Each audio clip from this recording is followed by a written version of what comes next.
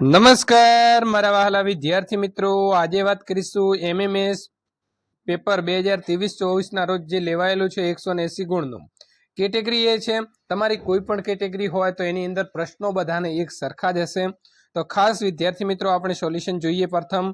તો હવે તમારે પ્રથમ પહેલો પ્રશ્ન જો આ નથી તો તમારા પેપરમાં પેજ ફેરવી અને જોઈ લેવાનો છે. જ્યાં પણ તમને પ્રશ્ન આપેલો હોય તે લાવી દો.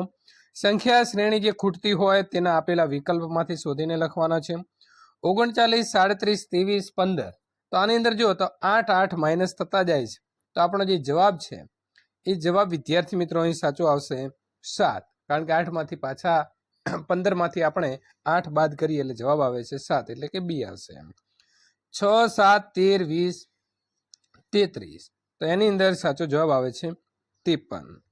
4 16 64 ખાલી જગ્યા 1024. તો 16 જે છે 4 નો વિદ્યાર્થી મિત્ર અહીં તમે જુઓ 4 નો જે ઘન છે એ આવે છે 64. તો 16 નો કેટલો આવશે 256, એટલે સાચો જવાબ આવે છે સી. ત્યાર પછી આગળ વાત કરીશું પ્રશ્ન નંબર 4. 17 27, ત્યાર પછી 47 77 અને પછી અહીં આવશે 117, એટલે કે ડી ઓપ્શન સાચો આવે છે.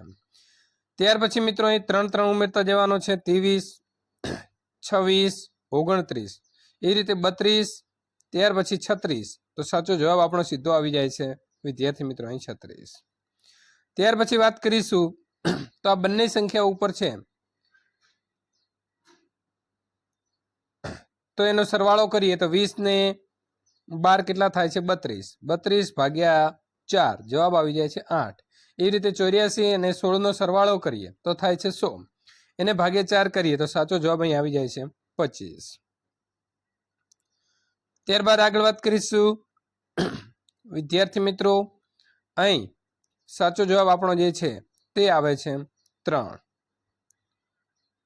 પ્રશ્ન નંબર 8 ની વાત કરીએ તો 8 ની અંદર સાચો જવાબ આપણો અહીં બનશે 45.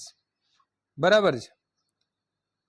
પ્રશ્ન નંબર 9 ની વાત કરીએ તો વિદ્યાર્થી મિત્રો અહીં જે આપણો જવાબ છે એકદમ સહેલો છે. કેવી રીતે સહેલો છે? તો 6 તરી કેટલા થાય 18 થાય, પરંતુ એને ઉલટા લખ્યા છે એટલે 81 લખ્યા છે. એવી રીતે અહીં તમે જોશો તો 8 નવા કેટલા થાય 72 થાય. 72 ને ઊંધા લખીએ એટલે કેટલા થાય 27 થાય, એટલે સીધો જવાબ આપણો એ આવી જાય છે. ત્યાર પછી પ્રશ્ન નંબર 10 જે છે તેનો તમારે જવાબ કોમેન્ટ બોક્સની અંદર આપવાનો રહેશે. સાપુતારા તો હવા ખાવાનું સ્થળ ગુજરાતમાં આવેલું છે, જ્યારે નૈનીતાલ જે છે તે ઉત્તરાખંડમાં આવેલું છે. વોટર તો આઈસ, બરાબર. તો એની અંદર મિત્રો અહીં ઓપ્શન જે આપ્યું છે એની અંદર આવશે લિક્વિડ, એટલે કે સી આવશે. એ મિત્રો શ્વાનને સાંકેતિક ભાષામાં આવી રીતે લખાય તો સેન્સને આવી રીતે લખાય તો ન્યૂઝને કેવી રીતે લખાય તો ન્યૂઝને 5426 લખાશે. ચા તો પાંદડા, તો કોફી તો શું આવે બીજ આવશે.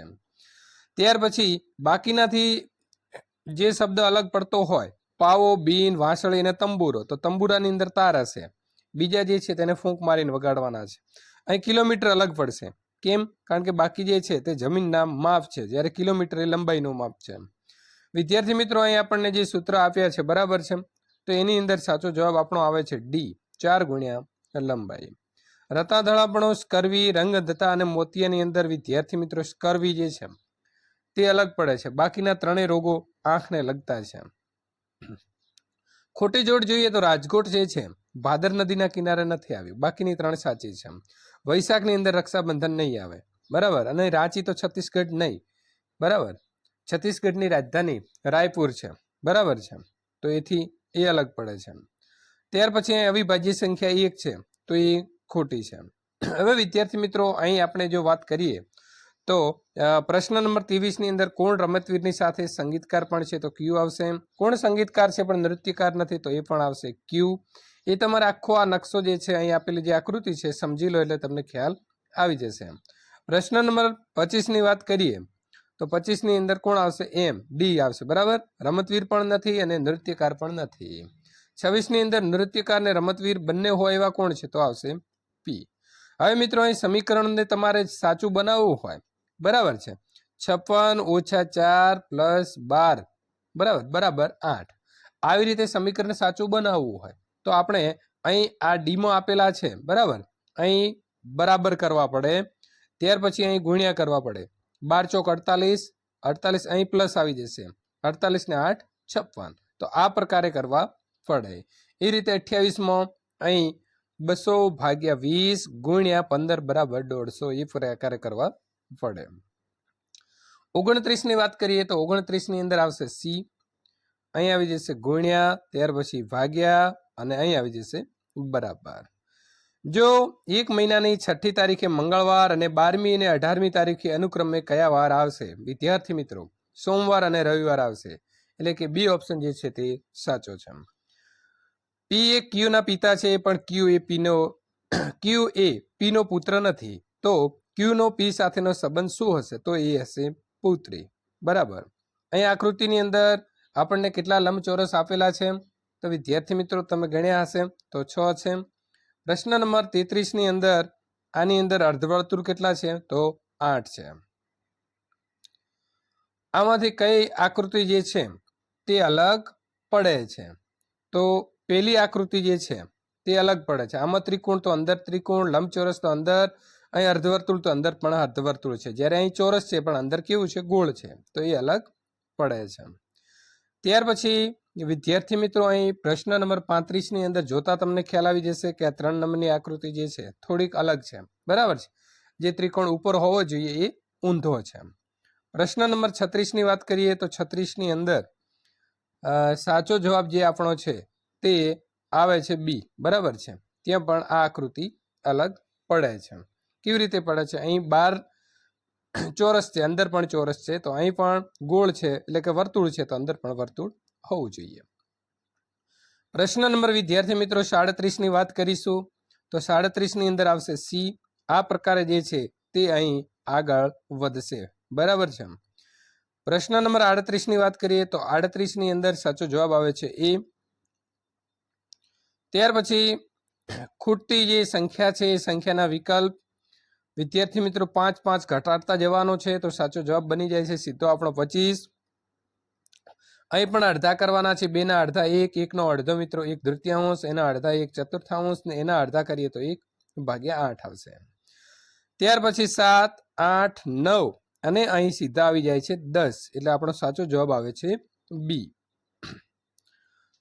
અહીં વિદ્યાર્થી મિત્રો 36 માંથી 2 ઓછા કરીએ, બરાબર છે, તો 34, એમાંથી 4 ઓછા કરીએ તો આવે છે 30, એમાંથી 2 ઓછા કરીએ તો આવશે 28, એમાંથી 4 ઓછા કરીએ તો 24 અને એમાંથી 2 ઓછા કરીએ તો આવે છે 22. એકદમ વિદ્યાર્થી મિત્રો સહેલું પ્રશ્નપત્ર જે છે તે આ વખતે પૂછાયેલું છે. આપણા મોડેલ પેપરમાંથી પણ ઘણા પ્રશ્નો આમાં પૂછાયેલા છે. અહીં સાચો જવાબ જે છે તે વિદ્યાર્થી મિત્રો આવે છે 14. જે આ બંને સંખ્યાઓ બબ્બે આપી છે, પરંતુ એનો તફાવત તમે જોશો તો એ તફાવત એટલો ઓછો કરશો એટલે તમને સીધો જવાબ જે છે તે અહીં મળી જાય છે. એટલે કે 13 ઓછા કરતા જવાનો છે. ખૂટતા અક્ષરની વાત કરીએ તો BEINT પછી આવી જાય છે ઝેડ, એટલે કે સી સાચો જવાબ છે. TRPNL તો 45 ની અંદર સાચો જવાબ આવે છે બી, જે અને પછી આવશે એચ. પ્રશ્ન નંબર મિત્રો આવશે અહીં 46 AZCXFU. બરાબર છે, તો JQ આવશે. બીજાથી અલગ શું પડશે? તો કેલેન્ડર. નીચેનામાંથી જુદું શું પડે છે? તો તમે જો બધી બેકી સંખ્યા છે. બરાબર છે, તો અહીં આની અંદર આપણને એકી સંખ્યા જોવા મળી રહી છે 11 અને 13, તો આ સંખ્યા અલગ પડે છે. નદી તો બંધ, તો ટ્રાફિક તો સિગ્નલ. બરાબર છે. એરોપ્લેન તો કોકપીટ, તો ટ્રેન તો એન્જિન. રામાયણ તો વાલ્મીકી લખી છે, તો મહાભારત તો વેદવ્યાસ. વિદ્યાર્થી મિત્રો આગળનું સોલ્યુશન મેળવવા માટે અહીં આપેલી એન્ડ સ્ક્રીન ઉપર ક્લિક કરીને મેળવી શકો છો.